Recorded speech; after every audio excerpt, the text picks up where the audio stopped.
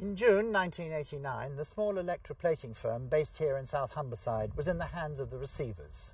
The company had accumulated losses of £100,000. The staff were totally demoralised. Then along came husband and wife team Malcolm and Christine Bolton. They'd been looking for a business to take over and decided to take on the challenge.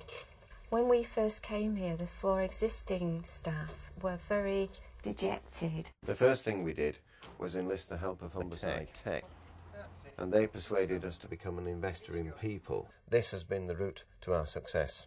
So what did this involve? Investing in people involved an entirely new way of dealing with people.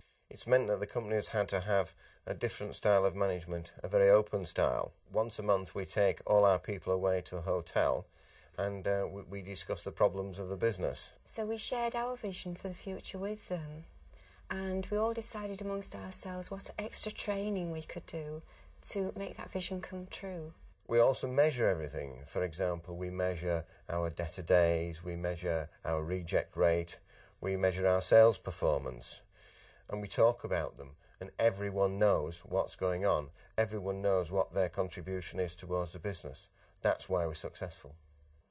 And although it's still hard times in the electroplating business, investing in people seems to have paid off. This year, turnover has risen by 50% and profit has doubled. The reject rate has reduced from 25% to less than 2%, and the staff has doubled to 8. What do they feel about it? Basically, the building is still the same as in 1989, but the working environment is totally different. The staff are more motivated, which means the business can actually progress and improve.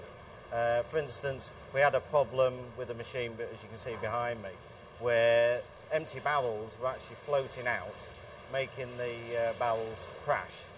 We sat down, we worked out the problem, and we came up with an idea of sinking the barrels and making them so they wouldn't float. And it actually does work, which has led to a saving of about £10,000 per year in downtime. And I think before investors in people, we just probably wouldn't have bothered.